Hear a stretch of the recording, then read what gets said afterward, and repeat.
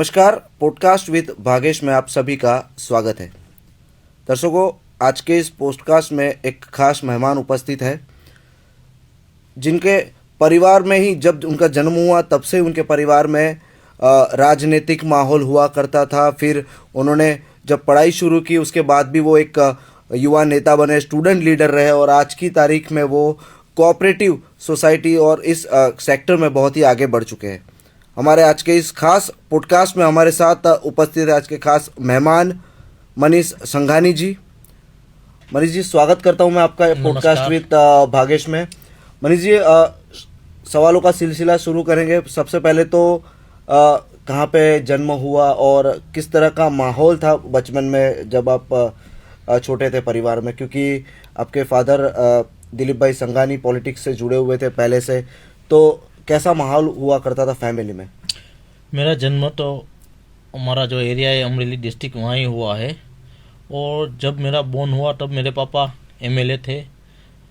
तब तो समझदार नहीं हो कि 5 साल का जब मैं हुआ, 5 साल के बाद पापा 19 में मिनिस्टर बन गए थे। तो माहौल तो पहले से ही जब तक अमरेली रहा तो पॉलिटिकली माहौल है, क्योंकि मेरे पापा 3 दफ़ा एमएलए रह चुके, 4 दफ़ा मेंबर ऑफ पार्लियामेंट रह चुके और अभी हाल कोऑपरेटिव में एक्टिव है। तो राजनीतिक माहौल घर में पहले से ही देखा है। और बड़े बड़े लीडर आज के जो बीजेपी के हैं, को बीजेपी जब से स्टार्ट हुई तब से पापा उसके साथ जुड़े हुए हैं बीजेपी का, क्योंकि बीजेपी की स्थापना 1980 में हुई। तो पापा 1980 में फर्स्ट टाइम एमएलए के चुनाव लड़े थे। जब से स्थापना हुई तो बड़े लीडर का आना जाना घर पर रहा है, तो पॉलिटिकली माहौल में ही बड़ा हुआ हो। और उस टाइम पे बीजेपी की परिस्थिति ऐसी थी कि कार्यकर्ता बहुत कम थे, गिने चुने हर जगह कार्यकर्ता थे। तो जितने भी बड़े लीडर्स बीजेपी के अमरेली आते थे तो हमारा ही घर था, तो सब बड़े लीडर से था तब से मिलने। और सब क्योंकि पापा थे इतने बीजेपी में काम कर रहे थे, तो मैं छोटा था तो बेटे की तरह ही सबने मुझे रखा है और सबके साथ काम किया है और पॉलिटिकली माहौल में बड़ा हुआ हूँ। मनीष जी, परिवार में कौन कौन है और मतलब सिस्टर है, मम्मी जी है, तो किस तरह का मतलब जो कहते हैं ना प्रेरणा रूप तो पापा रहेंगे पहले से ही, लेकिन कोई ऐसा मैसेज पापा देते थे हमेशा से, क्योंकि पॉलिटिक्स में थे कि बेटा पढ़ाई में ध्यान दे, आगे बड़े बड़े होकर ये बनना है वो बनना है, ऐसा कुछ होता था?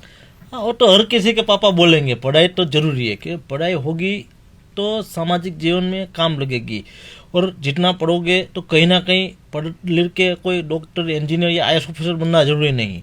आप बिजनेस करोगे या कोई भी फील्ड में जाओगे, लेकिन पढ़े लिखे होगे तो कहीं ना कहीं काम लगेगा। और परिवार की बात करें तो हमारा आज भी जॉइंट परिवार है, संयुक्त परिवार। आज भी 45 मेंबर एक घर पे रहते हैं। मेरे पापा 6 भाई है, उसके हम 10 बेटे हैं। अच्छा। 6 भाइयों के बीच। तो 10 बेटों में से आज हमारे 6 भाइयों की शादी हो चुकी है, 4 बहनें, 10 बेटों, उसमें 3 बहनों की शादी हो चुकी है। और हम 6 भाई, तो हमारे भी अभी जॉइंट परिवार है, तो बेटा बेटियां मिलके 11 है। तो जॉइंट परिवार में माहौल रहा है। और प्रेरणा रूप हमारे घर में सबसे बड़े बोले तो मेरी दादी माँ, पापा की मम्मी, वो थी।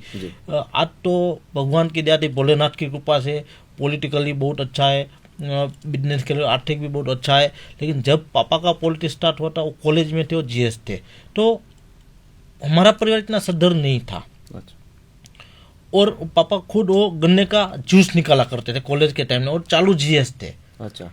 और वहाँ से संघर्ष करके पापा ने एलएलबी किया, फिर वकीलात की, हाई कोर्ट में प्रैक्टिस की। लेकिन घर पे कुछ नहीं था। फिर भी हमारे घर पे मेरी दादी माँ कहती थी कोई भी घर पे आए तो उसमें भेदभाव नहीं होना चाहिए खाने में, तो घर पे कुछ हो ना हो।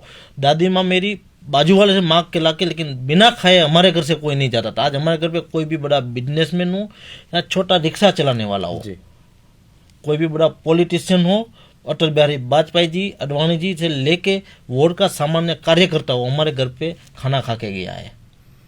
मैं वडोदरा की बात करूं, वडोदरा का बहुत अच्छा कनेक्शन आपका रहा है, पढ़ाई भी आपने वडोदरा के एमएस यूनिवर्सिटी से की है। क्या यादें रही है वडोदरा में, एमएस में पर्टिकुलर? वडोदरा की तो यादें बहुत है, आज भी है।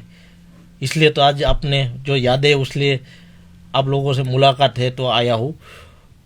2003 में मैंने 12th ख़त्म किया, और जिस माहौल में मैं पढ़ा था, बड़ा हुआ था, पापा कंटिन्यू पॉलिटिक्स में सत्ता पे थे, तो अमरेली का माहौल था जो बोलूं वो हाजिर हो जाता था। जी, तो सही। संघर्ष करने की कभी बारी नहीं आई थी। जी। और पापा की ऐसी इच्छा थी कि पढ़ाई में तो मैं कमजोर था ही, लेकिन कुछ सामाजिक प्रैक्टिकल नॉलेज आए उसके लिए जरूरी है। तो पापा ने ऐसा बोला, तुझे जहाँ जाना है वहाँ जा, अच्छा। अमरेली छोड़ दे। तुझे कोई बड़े शहर में जाना है पढ़ने के लिए, वहाँ आउट ऑफ कंट्री जाना है तो वहाँ कहीं भी जाने के, लेकिन मुझे निकलना था अमृत से बाहर। फिर मोदी साहब तब सीएम थे, तो एक बार वहाँ लेके गए, उसको बोला कि बेटे को बोलो कि अमरेली छोड़ दे। मोदी जी ने भी बोला तुझे अमरेली छोड़ना है। अच्छा। और मोदी जी जब पापा मेंबर ऑफ पार्लियामेंट थे और मोदी जी संघ के राष्ट्रीय महामंत्री थे, संगठन महामंत्री, तो दिल्ली हमारे घर पे ही रुकते थे। तो उसने भी मुझे बेटे की तरह रखा है, तो जी। अग से वो भी बोल सकते फैमिली मेंबर की तरह। Right. तो उसने भी बोला, फिर डिसीजन लिया कि बड़ौदा एम यूनिवर्सिटी अच्छी, और 2003 में मैं बड़ौदा एम यूनिवर्सिटी में पढ़ाई करने के लिए आया। और पॉलिटिकली माहौल था, इसलिए पॉलिटिक्स तो दिमाग में था ही, तो आके ही निर्णय लिया कि मुझे चुनाव लड़ना है। अच्छा। तो फिर मैं विद्यार्थी परिषद से फैकल्टी रिप्रेजेंटेटिव कॉमर्स फैकल्टी से बना और जी। रहा। और फिर जिस तरह से बहुत सारे मित्र होंगे, ऑब्वियसली आप एमएस यूनिवर्सिटी में पढ़ाई की है, तो वो जो माहौल था उस वक्त, क्योंकि आज तो कॉमन एक्ट लग गया है तो अभी तो इलेक्शंस नहीं होते कॉलेज में, लेकिन उस वक्त का माहौल कैसे होता था आज से 20 साल पहले जब मैं अपने इलेक्शन लड़े थे तब का माहौल रियल स्टूडेंट लीडर वाला था। अच्छा। मैं आया, आप अभी बड़ौदा में भी डॉटनम कॉर्पोरेटर रह गए ऐसे धर्मेंद्र पंचाल, जी। आज ये पार्टी में काम कर रहे कॉर्पोरेटर रह गए, वो कॉमर्स फैकल्टी का जीएस का चुनाव लड़ रहे थे। जी। मैंने उसको काम करके देखा है, तब मैं फर्स्ट ईयर में था, मैंने उसका खुद कैंपेनिंग किया है। उसके तब तो क्या है, हाथ से लिखे हुए कार्ड बनाने पड़ते थे, प्रिंटिंग वाले नहीं चलते थे, तो सब स्टूडेंट रात को पूरी रात वो कार्ड बनाते थे। उसका 5 नंबर था चुनाव का, तो वो काम किया। फिर वो जीतने के बाद वो स्टूडेंट का रियल काम करते, और तब मैंने धर्मेंद्र भाई को काम करके देखा कि स्टूडेंट का काम होता तो दिन हो या वीसी हो, जी। परमिशन नहीं लेते थे। तब विकास दुबे भी यूजीएस लड़े थे, लेकिन वो तब जीत नहीं पाए थे, उसके बाद जीते। तो स्टूडेंट का काम लेकर जाते थे, काम होता था। आज का जो माहौल है, तो पहले परमिशन लो, फिर दिन या वीसी को वक्त मिलेगा तो बुलाएंगे, वरना बाहर से निकल। तो स्टूडेंट लीडर तो स्टूडेंट के लिए काम करना है तो वर्ष से करना चाहिए। जी। फिर पुलिस केस हो या पुलिस का डंडे पड़े, उससे डरना नहीं चाहिए। लीडर वही बनता है जो पुलिस का डंडे खाए, लेकिन स्टूडेंट के लिए फिर चोरी करके खाए वो लीडर नहीं बनेगा। फिर मोबाइल फोन्स भी नहीं थे उस टाइम, तो कैसे उस कम्युनिकेशन टाइम होता था? फोन अभी अभी आए थे, तब मैं बड़ौदा आया, तब 2003 में मैंने तब तो सिंपल फोन आता था, नोकिया का लिया था। तब आउट गोइंग चार्ज तो था, लेकिन इनकमिंग भी चार्जिंग जी। था। जी। जी। राइट। अलग कम्युनिकेशन तो हो जाता था, क्योंकि तब माहौल ऐसा था कि student leader generally main building पे कॉमर्स की है, जी। तो सुबह के टाइम सब वहीं मिल जाते थे, जी। तो कम्युनिकेशन वहीं हो जाता था, कैसे किसको क्या करना है। फोन पे कम बातें होती थी, क्योंकि इनकमिंग की चार्ज था। इसलिए रहते कहाँ थे एमएस यूनिवर्सिटी में जब पढ़ाई करते मैं डायमंड हॉस्टल, तो हॉस्टल का कैसा माहौल हुआ करता था, और वो भी इलेक्शन के टाइम ज्यादातर? हॉस्टल का माहौल तो बहुत अलग ही रहता था, क्योंकि हॉस्टल के वोटिंग ज़्यादातर मान्य रखते थे, क्योंकि लोकलाइज जो होते हैं वोटिंग करने पूरे नहीं आते। हॉस्टल में जो होते हैं वो जनरली अलग अलग स्टेट से, अलग अलग डिस्ट्रिक्ट से आए होते हैं, क्योंकि एमएससी का नाम बड़ा है, तो अलग स्टेट से भी इतने लोग आते हैं।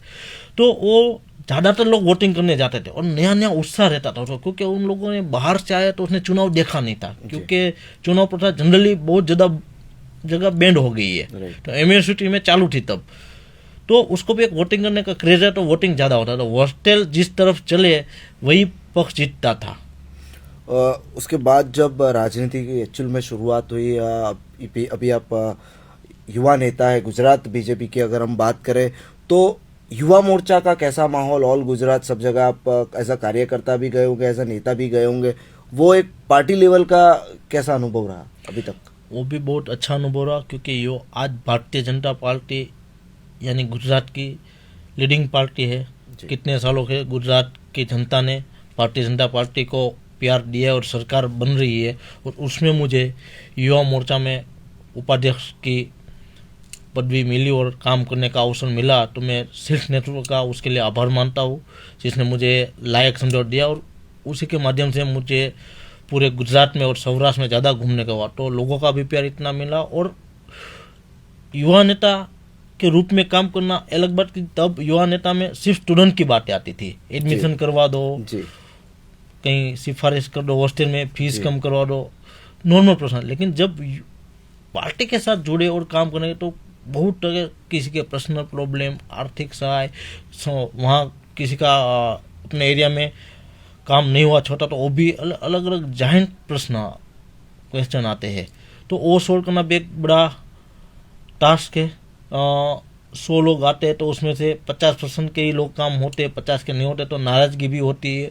और पॉलिटिक्स ऐसी चीज़ है, क्योंकि मैं तो पॉलिटिकली परिवार से हूँ, देखा हूँ कितने भी अच्छे काम करो लेकिन जस नहीं मिलता, जस्ट लेस जॉब है। आप 10 अच्छे काम किए और एक काम नहीं हुआ तो लोग गाली ही देंगे जी। कि पॉलिटिशियन को अपने माहौल में इतना नेगेटिव बना दिया है, मूवी के माध्यम से या पार्टी के, बीजेपी हो कांग्रेस हो अलग, तो एक दूसरे की नेता की जो नेगेटिव बात करते हैं तो पब्लिक के दिमाग में ऐसा ही हो गया कि सब नेता भ्रष्ट है, अच्छा, चोर है। वो एक सामाजिक माहौल है। जो अच्छा कर रहा है उसे भी भाई अच्छा, ये हाँ, भी तो उसमें काम करना, तो एक बार डिसाइड कर लिया लोगों के लिए काम करना है तो काम करना है। कौन क्या बोलता है, हमारे लिए क्या सोचते हैं, वो सोचोगे तो पॉलिटिक्स में कभी काम नहीं कर पाओगे, क्योंकि बहुत कम लोग होंगे जो तारीफ करेंगे, 2 लोग तारीफ करेंगे और 20 लोग गालियां देंगे। अच्छे काम की कदर कम करने वाले, क्योंकि उसका भी रीजन वो है क्योंकि सामने पक्ष वाले हैं तो वो नेगेटिव बोलते हैं। तो लोगों को आज का माहौल नेगेटिव, आज सोशल मीडिया भी है तो नेगेटिव चीज ज्यादा शेयर होती है, पॉजिटिव कम होती है। तो हाँ। वो माहौल है ही, तो उसमें हम कुछ कर नहीं सकते, ह्यूमन नेचर है वो। साथ साथ में अभी जिस तरह से मेरे पास जितनी जानकारी है, सहकारी क्षेत्र में भी बहुत सारी जगहों पे मतलब कोऑपरेटिव सोसाइटीज़ में आप as a director, as a chairman काम कर रहे हैं और 1-2 जगह तो आप संस्थापक भी है। तो इस सेक्टर का अनुभव किस तरह से मिला और अभी किस तरह से आगे बढ़ रही है कोऑपरेटिव सोसाइटीज़ की?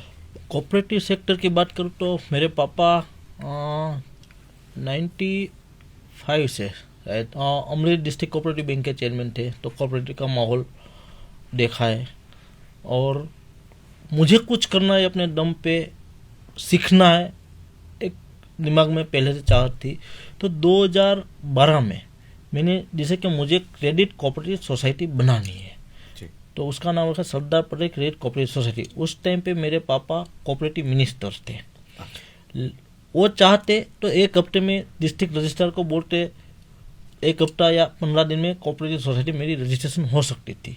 लेकिन मुझे मेरे दम पे सीखना है और बनाने है। सिर्फ पापा के नाम पे बने थे तो मैंने 6 महीने हुए मेरे बनाने में, किस तरह से बननी चाहिए, क्योंकि कोई भी कोऑपरेटिव सोसाइटी बनाओ तो आज भी बेसिक रूल्स है उसके, 100 मेंबर कम से कम चाहिए जी।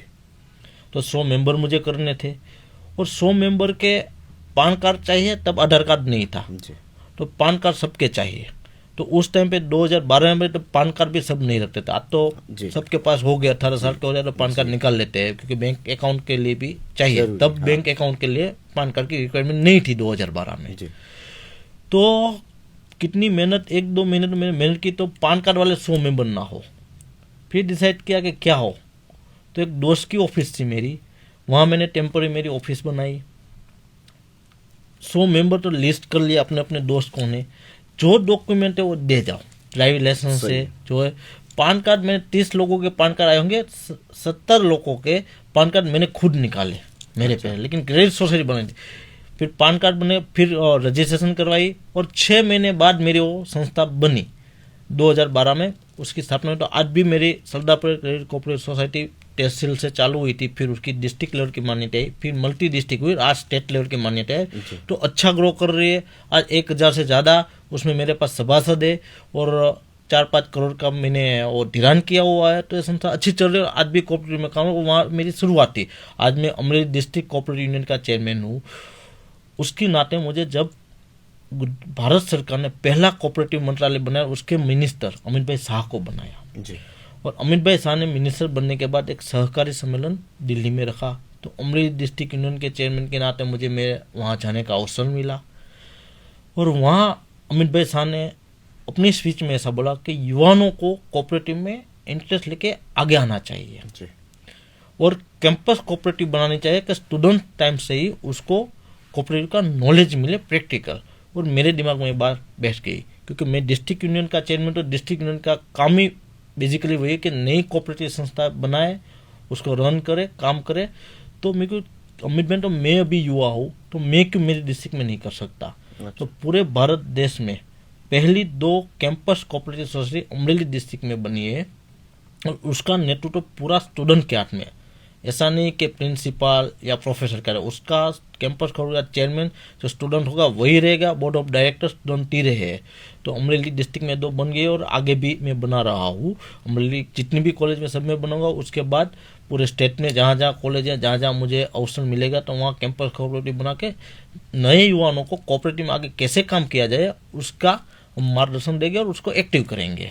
तो इसी में एक और सवाल है कि आप युवा मोर्चा में काम कर चुके हैं, तो युवाओं की क्या दिक्कत है वो आपको पता है। अभी आप सहकारी कोऑपरेटिव जो काम कर रहे हैं उसमें भी आपको अनुभव है उस चीज़ का।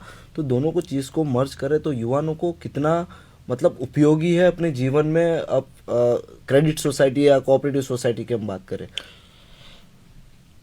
कोऑपरेटिव युवाओं को बहुत उपयोग, क्योंकि आज जितने भी युवा ने मेन ध्येय तो एक ही होगा कि अपना परिवार चलाना, घर चलाना, आर्थिक आमदनी अच्छी आनी चाहिए, इनकम होनी चाहिए। तो ज़्यादातर लोग जॉब का सोचते हैं। तो आज अपने देश की जनसंख्या इतनी है कि सबको जॉब मिलना पॉसिबल ही नहीं है। कोई भी सरकार हो, सबको जॉब नहीं मिलेगी। तो सहकारी क्षेत्र एक ऐसा है, एक देशभक्ति का मैं माध्यम भी मानता हूँ। ऐसा नहीं कि देशभक्ति आप आर्मी में जाओ और बॉर्डर पे लड़ो, वही देशभक्ति नहीं। देशभक्ति वही है कि आप देश में रह के भी देश को क्या फायदा करवा सकते। तो कोऑपरेटिव संस्था ऐसे कि मैं नहीं, मेरे साथ जुड़े हुए बहुत लोग आर्थिक सदस्य हो, उसका परिवार चले। आज भारत देश में 8.5 लाख से ज़्यादा कोऑपरेटिव संस्था चल रही है। 97,000 से ज़्यादा गुजरात में कोऑपरेटिव संस्था चल रही है। कितने हजारों परिवार कोऑपरेटिव के माध्यम से पल रहे हैं। तो कोई अच्छा नेतृत्व करने वाला, कोई अच्छा दिमाग वाला कोऑपरेटिव संस्था बनाए तो खुद तो आगे बढ़ेगा, लेकिन अपने साथ बहुत लोगों को लेके आगे बढ़ेगा। क्योंकि कोऑपरेटिव का प्रॉफिट है उसका चेयरमैन के घर पे या उसके डायरेक्टर के घर पे नहीं जाता, उसका जितने भी उसके साथ जुड़े हुए मेंबर है उसमें डिवाइड होता है। जिसका एग्जाम्पल तो अमूल डेयरी जी, कितनी बड़ी कोऑपरेटिव डेयरी है। तो प्रॉफिट साल का जो करते तो वो उसके चेयरमैन के घर पे नहीं जाएगा, उसमें सब किसान जुड़े हुए, पशुपालक जो 7 दिन में उसको जो हर रोज दूध देते तो 7 दिन में उसका दूध जितना दिया 7 दिन में उसके पैसे उसके अकाउंट में चले जाते हैं। वो रेगुलर जो दूध की प्राइस है वो। लेकिन उसके बाद जब साल खत्म होगा, हिसाब किताब होगा, तब अमूल ने जितना प्रॉफिट किया है तो उसका हिस्सा होगा। आज आपने 5 लाख लीटर दूध एग्जाम्पल के रूप में डाला, मैंने 2 लाख का डाला, तो उसका हिस्सा होगा भाई इसने, इस फार्मर ने इतने दूध पूरे साल डाला, उसका इतना। तो वो अमूल डेयरी जो डिस्ट्रिक्ट लेवल की डेयरी है उसको प्रॉफिट डाइवर्ट करेगी। डिस्ट्रिक्ट लेवल की डेयरी है तो उसके साथ जो जुड़ी हुई कोऑपरेटिव मिल्क कोऑपरेटिव सोसाइटी है उसको डाइवर्ट करे। वो उसके जो किसान जो फार्मर पशुपालक उसमें पैसे डेयरी में दूध डाल रहे उसमें डाइवर्ट करे, तो एंड यूजर तक वो पैसे पहुंचेंगे। तो क्योंकि आज सोच थी, सरदार वल्लभ भाई पटेल की सोच थी और त्रिभुवन दास पटेल स्थापक चेयरमैन उसने अमूल डेयरी बनाई, तो एक सोच की वजह से यहाँ तक पहुंची। वैसे ही आज इफ्को फर्टिलाइजर कंपनी इतनी बड़ी है, कोऑपरेटिव संस्था है, 20% डिविडेंड देती है। आज कोई प्राइवेट कंपनी या कोई और नहीं दे सकती, क्योंकि प्राइवेट कंपनी तो खुद का प्रॉफिट सोचेगी और 20% देगी तो मालिक को नुकसान ही होगी। कि जितने उसके साथ कोऑपरेटिव सोसाइटी जुड़ी हुई है उसमें 20% डिविडेंड देती तो उसके जाता है, और उसके साथ फार्मर जुड़े हुए उसको डिविडेंड अपने मुझाब से दे। आज मेरी भी सोसाइटी इफ्को में मेंबर है तो 20% डिविडेंड आता है, तो मैं वो 15% जितने भी मेंबर मेरी सोसाइटी में जुड़े उसको डाइवर्ट कर देता हूँ। तो आज बैंक में भी आप FD रखते हो तो 7% मैक्सिमम ब्याज मिलता है, तो इसको 15% मेरी कोऑपरेटिव सोसाइटी जुड़े हुए तो 15% डिविडेंड मैं आज दे रहा हूँ। मेरा भी ध्येय है कि आज मैं 15% दे रहा हूँ, फ्यूचर में मैं भी इफ्को की तरह 20% दे पाऊँ जो फार्मर मेरे साथ जुड़े हुए हैं। तो उस तरह से कोऑपरेटिव पूरे लोगों को सबको ज़्यादा काम करने में भी उपयोगी होगी और देशभक्ति का जितने लोगों को रोजगारी कोऑपरेटिव देगी सरकार को उसको कम लोगों को देनी पड़ेगी, तो देश जितने भी है तो देशभक्ति उसमें भी है, तो सरकार को इतना बोझ कम पड़ेगा।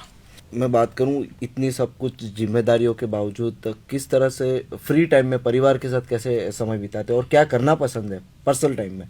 पर्सनल टाइम तो सही बोल रहे हो, बीजेपी में जुड़ने के बाद पर्सनल तो टाइम ही नहीं है, क्योंकि चुनाव होता है फिर। और बीजेपी ऐसा पक्ष है कि जिम्मेदारी दी तो कंटिन्यू कुछ काम चालू रहता है। ऐसा नहीं कि चुनाव आए तभी कार्यकर्ता को बाहर निकलो, क्योंकि पार्टी हर हमेशा लोगों के फायदे के लिए, लोगों को मैसेज देने के लिए काम करवाती रहती है।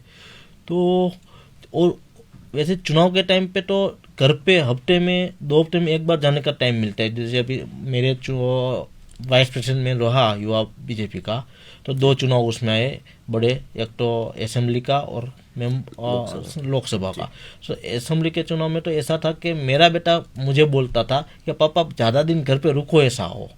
तो पर्सनल टाइम तो अभी मिलता ही नहीं है, कुछ ना कुछ पार्टी का जिम्मेदारी रहती है। और बीच में ऐसा अभी था तो नया संगठन बना था, थोड़ी कम कामगिरी, तो उसमें मैंने मेरे जो कोऑपरेटिव फील्ड है वो मेरा इंटरेस्ट वाला फील्ड है, तो उसमें लोगों को ज़्यादा से ज़्यादा कैसे जोड़ पाऊँ और लोगों को ज़्यादा से ज़्यादा फ़ायदा कैसा मिले, तो उसका प्रयत्न करता रहता हूँ। मैंने अभी हार्ट मेला, जो आप जैसे बोलते हार्ट मेला यानी मेला लगाते जो कला का, तो मैंने अमरेली में 2 बार करवाए।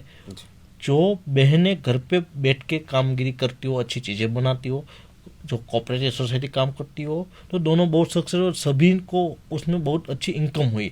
तो कुछ ना कुछ ऐसा प्लानिंग फ्री टाइम में करता है तो कि लोगों को मैं सबसे ज़्यादा फायदा कैसे करवा सकता हूँ और लोगों की आमदनी कैसे बढ़े।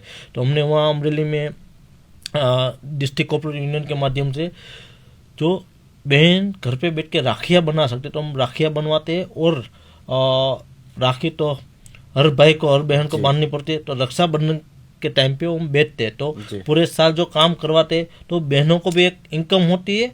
और जो भी भारतीय जनता पार्टी का स्लोगन है लोकल फॉर वोकल, हर घर स्वदेशी, घर घर स्वदेशी, तो उसको भी हम प्राधान्य देने का प्रयास करते हैं जितना हो सके इतना, कि लोकल फॉर वोकल और यहाँ की स्वदेशी जितनी यूज़ हो वो कैसे की जाए, तो वही काम करते हैं। बचपन से कॉलेज लाइफ और अभी तक ऐसी कोई यादगार क्षण आपको जिसमें बहुत खुशी हुई हो, ऐसी कोई यादगार क्षण जो अभी भी याद हो आपको?